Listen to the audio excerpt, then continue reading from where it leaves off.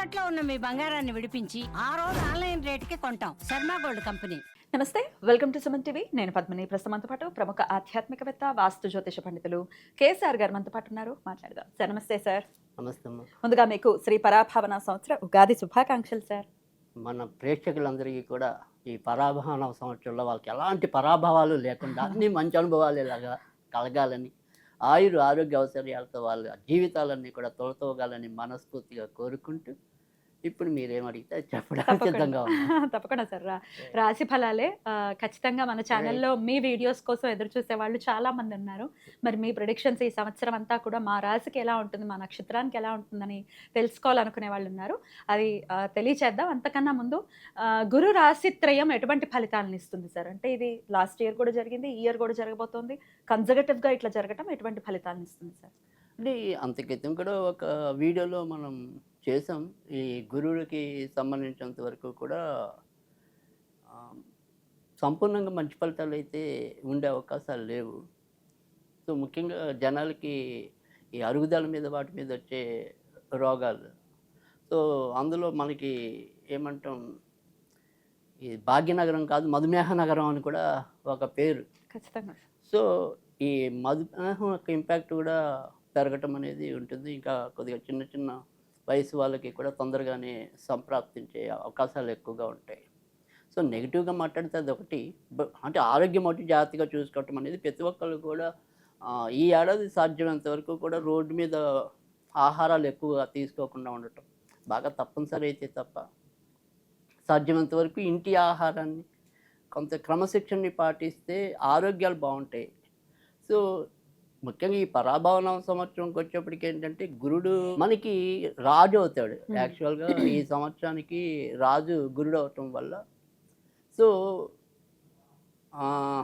రాజులకే ఇబ్బంది, సామాన్య మానవులకి మంచిది. ఇప్పుడు మొదటి నుంచి కూడా పరాభవన సంవత్సరంలో కూడా దాని యొక్క అర్థం అనేది కూడా అంత ఈ రాజులకి మధ్య పరాభవాలు ఎదురవుతాయి ఎక్కువ అని చెప్పి దానికి సంబంధించిన సంకేతాలు ఆల్రెడీ ఉన్నాయి కదా. ఈ వరకు యుద్ధాలు కూడా మనం ఎప్పుడో లాస్ట్ ఇయర్ ఉగాది ముందు వీడియో కనుక చూసినట్టయితే ఫిబ్రవరి నుంచి జూన్ దాకా మనం పరీక్షాకాలం అని చెప్పాం అప్పట్లోనే. Correct sir. సో ఇంచుమించుగా ఇప్పుడు ఫిబ్రవరిలోనే మనకి యుద్ధాలు చివరి నుంచి బిగిన్ అయ్యాయి. సో అక్యురేట్ గా ఎట్లా సార్? అమేజింగ్ మీ ప్రొడిక్షన్స్. అంటే అవి నిజమయ్యాయని సంతోషపడటం ఇక్కడ నా ఉద్దేశం కాదు. అంటే ఎప్పుడు Correct గా, మన వరకు నేను ఎప్పుడు ఒకటే చెప్పాను, నిరంతరం మనం పరిశోధన అనేది అవసరం ఉంటుంది. మనకు అంత క్రితం ఏదో 10 ఏళ్ళ కిందట నేర్చుకున్నాం కదా, అదే కొట్టుకు పిండి అంటే అవదు. అప్డేట్ సో అప్డేట్ అవుతూనే ఉండాలి. ఎంత అప్డేట్ అవుతున్నా కూడా కొత్త విషయాలు ఏవోటి వెలుగుననే వస్తాయి. అంటే ఇప్పుడు మనకి అంతకుముందు మనకి ఏమీ ఇలాంటి కోవిడ్ లాంటి వ్యాధులు లేవు, కానీ కోవిడ్ వ్యాధి ఎందుకు వస్తుంది అనేది మనం గమనించగలగాలి. సో అంత క్రితం చతుర్థంలో శని ఉంటే హయ్యర్ ఎడ్యుకేషన్ అంటే హై స్కూల్ లెవెల్ దాటడం అనేది కష్టం ఉండేది. అంటే 10th క్లాసు ఒకప్పుడు మీకు పేపర్లో టఫ్ అది. అప్పుడు ఇంటర్ ఏమంటాం 10th మెట్రిక్ అని, అసలు 10th కి ముందు మెట్రిక్ అనేవాళ్ళు. ఈ రెండు అసలు అవి పాస్ అయ్యారంటే వాళ్ళు ఒక హీరోల్లా చూసేవారు.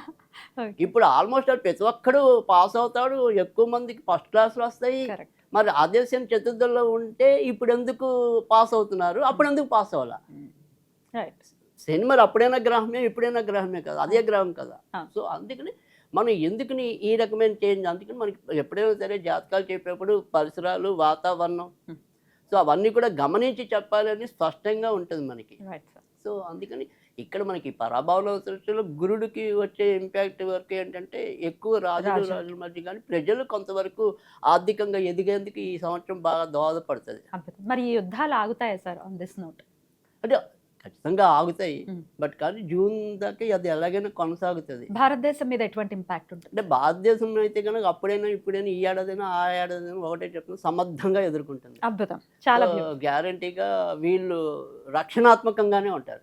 కానీ ఈ గ్యాస్ అందుబాటులో లేదు, అందుబాటులో ఉండదు, లేకపోతే ఆయిల్స్ అందుబాటులో ఉండవు అని అంటే ఒక ఎంత భయానకమైనటువంటి పరిస్థితి అది. అంటే అవి ఎప్పుడైనా సరే కొంతవరకు ఇటు పాలకులు అవ్వచ్చు, వ్యాపారస్తులు అవ్వచ్చు, ఎవరైనా సరే కృత్రిమంగా దాని యొక్క ఏమంటాం కరువుని సృష్టించడం. ఇది అలా సృష్టించిందేనా? అంతే. సో అందుకని మొన్న కూడా మనకి రీసెంట్గా ఈ మోదీ కానీ వీళ్ళు కానీ అదే చెప్పారు, మనం ఏదైనా సరే మీ ఉత్పత్తి పెంచండి, మనకి ఆ ప్రాబ్లం రాకూడదు అని చెప్పి. సో రాదు, ఎందుకంటే కృత్రిమంగా వీళ్ళు ఆటోమేటిక్గా ప్రతి దాని మీద దాన్ని ఇంప్లిమెంటేషన్ చేసేయటం అనేది ఉంటుంది. కానీ అన్నీ మళ్ళీ అనుగుతాయి. అందరూ ప్రశాంతంగానే ఉంటారు. ఇబ్బంది ఏమి ఉండదు అని అంటున్నారు. ముఖ్యంగా ప్రజలైతే బావుంటారు. తర్వాత ఏమంటాం రాజు ఏమంటాం మన ఈ సాధువులు అనుకోండి, పీఠాధిపతులు అనుకోండి, తర్వాత అగ్ర కులాల్లో కూడా గౌరవనీయమైన వాళ్ళు ఎవరైతే ఉంటారో వాళ్ళందరూ కూడా ఇంకా గౌరవించబడతారు. అద్భుతం. చాలా మంచి మాట చెప్పారు. ఎందుకంటే అందరినీ ఎవరైతే కొద్దిగా వెల్తిగా చూస్తున్నారో, ప్రతిదానికి వీళ్ళే కారణమని ఎవరైతే ఎత్తి చూపుతున్నారు అలాంటి వాళ్ళు ఈసారి కొంత అవమానాలు పాలవకుండా గౌరవాలు పొందటం అనేది ఉంటుంది. ఖచ్చితంగా ఇది మంచి సంకేతం. ఎందుకంటే ఇంకో విషయం కూడా ఖచ్చితంగా పరాభవనలో ప్రజలు ఆల్రెడీ ఇప్పటికే కొద్దిగా భక్తి భావాలు పెరిగాయి, మరింత ఆధ్యాత్మికంగా ముందుకెళ్ళడానికి ఉంటుంది. సో అందుకని చాలా విషయాల్లో మంచిదే. పాలకులకి మధ్య ఎక్కువ వైరుధ్యాలు రావటం అనేది వాళ్ళ వల్ల మనం ఏమైనా కొంత ఇబ్బంది పడాలి తప్ప బాగుంది దేశం అయితే. అద్భుతం. మరి ద్వాదశ రాశులకు కూడా ఈ పరాభవన సంవత్సరం ఎటువంటి ఫలితాలను ఇస్తుందో ఇప్పుడు తెలుసుకుందాం. తులారాశి, మరి ఈ తులారాశి వారికి ఎలా ఉంటుంది సార్ ఈ సంవత్సరం? తులారాశి వారికి మంచి చెడు రెండు కనబడుతున్నాయి. రెండు ఉన్నాయి సార్? రెండు ఉన్నాయి. సో ఎక్కడ మంచి ఉంది, ఎక్కడ చెడు చెడు ఉంది. మంచి అనేది ఏంటంటే ఉద్యోగాల పరంగా శని ఇప్పుడు ప్రస్తుతం అయితే కనుక 6వ ఇంట్లో సంచారం చేస్తున్నంత వరకు వీళ్ళకి ఉద్యోగ పరంగా చికాకులు తక్కువ. ఎందుకంటే ఖచ్చితంగా డెవలప్మెంట్స్కి ఆయన సానుకూలకంగా ఉండటం అనేది ఒకటి. తర్వాత సంతానకారకుడు సంతాన స్థానం నుంచి అభివృద్ధి స్థానంలో ఉండటం వల్ల కూడా సంతాన విషయాల్లో అభివృద్ధి, సంతాన పరంగా ఏమైనా సరే శుభకార్యాలు నిర్వహించటం, సో ఆ రకంగా ముందుకెళ్ళటం అనేది కనిపిస్తుంది. కానీ ఇక్కడ ఏదైనప్పటికీ కూడా ఇక్కడ ప్రాథమికంగా కనుక జాగ్రత్త ఎలాంటి విషయాల్లో తీసుకోవాలంటే కనుక ఈ సంవత్సరం కూడా ఈ రోగస్థానం కూడా అవుతుంది శని సంచరించేది 6 అవర్స్.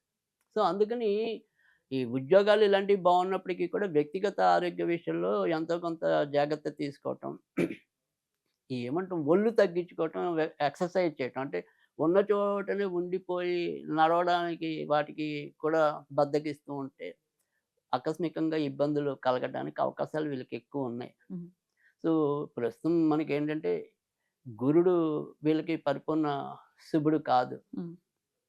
ఆయన ఎప్పుడైతే గోచులోకి రాజ్యస్థానంలోకి రావటం అనేది జూన్ నుంచి ఉంటుంది. సో జూన్ వరకు ఆరోగ్యం జాగ్రత్తగా చూసుకోవటం అనేది మంచిది. జూన్ తర్వాత నుంచి కొంతవరకు అనుకూలత రావటం అనేది ఉంది. కానీ మళ్ళీ డిసెంబర్ నుంచి చతుర్థ స్థానంలోకి రాహు రావటం వల్ల గృహ విషయాల్లో ఎప్పుడు ఏదో రకమైన గలాబాలు, అంటే తండ్రికి కొడుక్కి పడకపోవటం, లేదా తల్లికి కూతురికి పడకపోవటం, అలా ఈ సంబంధ బాంధవ్యాలు కొంత దెబ్బతినే అవకాశాలు ఎక్కువ కనిపిస్తాయి. సో ముఖ్యంగా తులాల రాశి లేదా లగ్నానికి ఉన్న పెద్ద ఇబ్బంది ఏంటంటే వాళ్ళు అవతల వాళ్ళ కోసం వెళ్ళాలనుకోరు. అందరూ వాళ్ళు చెప్పిన వాళ్ళలోకి వచ్చేయాలనుకుంటారు. అంటే నేను చెప్పేది 100% పర్ఫెక్ట్. ఇంక నీతో నాకు వాదులు ఎందుకు, సో నువ్వే నా రూల్కి వచ్చాయి. ఎందుకంటే నేను ఆలోచించే చెప్తున్నాను నేనేది అన్నట్టుగా వాళ్ళ మీద వాళ్ళకి ఓవర్ కాన్ఫిడెన్స్ అనుకోండి, లేదా మరి ఆ విశ్లేషణ శక్తి వాళ్ళకి అలా అనిపిస్తుందో. బట్ కానీ అంత తొందరగా కన్విన్స్ అవ్వరు ఇతరుల కోసం. ఏదైనా సరే వాళ్ళే రైట్ అనుకునేది కొంత ఎక్కువ కనిపిస్తుంది. సో అది ఒక్కోసారి మనకి ఇతరులతో మన యొక్క రిలేషన్స్ని కొంత దెబ్బతినడానికి అది దోహదం చేయడం అనేది ఉంటుంది. దానికి ఈ ఏడాది ఇంకొద్దిగా బలం ఉంటుంది. అంటే ఇవన్నీ వీళ్ళకి బేసిక్ లక్షణాలు అనుకోండి. ఇప్పుడున్న గ్రహచారం అనేది దాన్ని ఇంకొద్దిగా ఇంపాక్ట్ ఎక్కువ చూపించడం అనేది ఉంటుంది. సో అదొకటి. తర్వాత ఎప్పుడైతే తుల అనేది, తర్వాత వృషభం అనేది బేసిక్గా ఈ రెండు కూడా శుక్రుడికి సంబంధించిన రాసులు కాబట్టి ఖచ్చితంగా వీళ్ళకి ఏదో ఒక బలహీనత వల్లే ఖర్చులు ఎక్కువ ఉంటాయి. అంటే నాకు ఇంటి మీద అన్ని ఎలక్ట్రానిక్ వస్తువులతో గాడ్జెట్స్తో నింపేయాలనుకున్నాను అనుకోండి, దానికోసం నేను ఎంత డబ్బైనా ఖర్చు పెట్టేస్తా. సో లేదు, ఇంకా మీ ఇష్టం, ఏ వ్యసనమైనా. వ్యసనాలు ఎక్కువ ఉంటాయా? ఏదో ఒక వ్యసనం ఉంటుంది.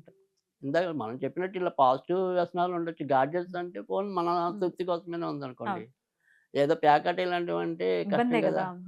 సో కానీ ఏదో ఒక వ్యసనం అయితే ఉంటుంది. సో అందుకని ఎందుకంటే ముఖ్యంగా ఇదేదైనా ఉంది అంటే కనుక ఇంకొద్దిగా ఇంపాక్ట్. ఎందుకంటే గురుడు వీళ్ళకి పరిపూర్ణ పాపి, రోగకారకుడు. అసలు రోగకారకుడు ఆయనే. ఆయనే. సో, అందుకని లివర్ డ్యామేజ్ అవ్వటం. సో, ఖచ్చితంగా జాగ్రత్తగా ఉండాలి. ఏదైనా సరే అలాంటి వ్యసనాలు ఉంటే గనక ఖచ్చితంగా ఈ ఏడాది మరింత జాగ్రత్తగా ఉండటం అనేది అవసరం. సో, ఖర్చులు వీళ్ళు ఎలాగైనా చేసేయటం అనేది అలవాటైపోతుంది. హ్మ్. దాన్ని కొంత నియంత్రణ అనేది వీళ్ళకి తక్కువుంది. హ్మ్. దానికి ఈ ఏడాది ఏం మినహాయింపు కాదంటున్నా. హ్మ్. బట్ ఉద్యోగాల్లో డెవలప్‌మెంట్ ఉంది కాబట్టి మొత్తానికి హ్మ్. ఖర్చులన్నీ సక్రమంగా అంటే ఖర్చుకు తగ్గ సంపాదన వచ్చేస్తూనే ఉంటుంది. వస్తుంది కాబట్టి అదొకటే ఆనందం కొంతవరకు. హ్మ్. కానీ మనమేమంటాం దీపం ఉండగానే ఇల్లు చక్కబెట్టుకోవాలి కాబట్టి హ్మ్. రేపనేది వీళ్ళకి చూడకపోతే ఎలా అంటాం మనం. హ్మ్. సో, అవును. అందుకని ఆ రేపుని చూసుకోండి అంటున్నాం మనం. హ్మ్.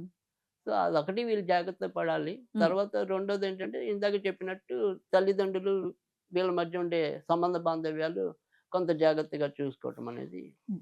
చాలా అవసరం. హ్మ్. శుభకార్యాలు చేసే అవకాశాలు కూడా ఈ ఏడాది ఎక్కువ. వివాహం ఏదైనా.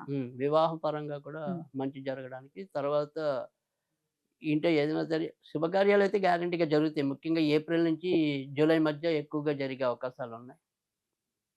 డిసెంబర్ నుంచి ఇంటికి ఏదైనా సరే వీళ్ళు మోడర్న్‌గా నిర్మాణం చేయాలి అనుకుంటే దానికి ఒక్కదానికే అనుకూలత ఉంటది. హ్మ్. అంటే ఇప్పుడు మనం ఏదైనా సరే మామూలు ఇల్లు ఉందనుకోండి. ఇంటీరియర్స్ దాన్ని ఇంకా చేయించుకోవాలనుకుంటున్నాను. రీమోడల్ చేయటం ఇలాంటివి ఏమైనా ఉన్నాయనుకోండి. అవన్నీ ఖచ్చితంగా అవుతాయి డిసెంబర్‌లో. డిసెంబర్ నుంచి. సో, అలాంటి వాటికి మంచిదే. సో, ఇక ఓవరాల్‌గా ఈ సంవత్సరం మరి వీళ్ళు ఎక్కువగా ఏ దేవుణ్ణి ఆరాధన. కొలిస్తే హ్మ్. ఉన్నంతలో ఇంకా మంచి హ్మ్. జరుగుతుందంటే గనుక వీళ్ళు వెంకటేశ్వర స్వామినే ఎక్కువగా హ్మ్. పూజించుకోవటం అనేది హ్మ్. మంచిది. ఇది ఇక్కడ శనివారాలు మనం వెంకటేశ్వర స్వామి చెప్తూ ఉంటాం కదా! హ్మ్. వీళ్ళు అలా శనివారాలు కాకుండా సాధ్యమైనంత వరకు కూడా బుధవారాల పూట వెంకటేశ్వర స్వామి గుడికెళ్తూ ఉండటం. హ్మ్. లేదా బుధవారం నాడే వెంకటేశ్వర స్వామికి సంబంధించిన ఆరాధన చేసుకుంటే ఇంకొద్దిగా శీఘ్రంగా మంచి ఫలితాలు రావడానికి కలగడానికి అవకాశం ఉంటాయి. రైట్. తర్వాత ఇంకా స్విచ్ వర్డ్ స్విచ్ వర్డ్. ఏదైనా చెప్పుకోవాలనుకుంటే కనుక purple diamond. Purple diamond. So, ఇది చాలా మంచి స్విచ్ వర్డ్. అది అలా కంటిన్యూయస్‌గా చాంట్ చేసుకుంటాం. మధ్య మధ్యలో అనుకోవటం ఎలా. రైట్. అద్భుతం సార్.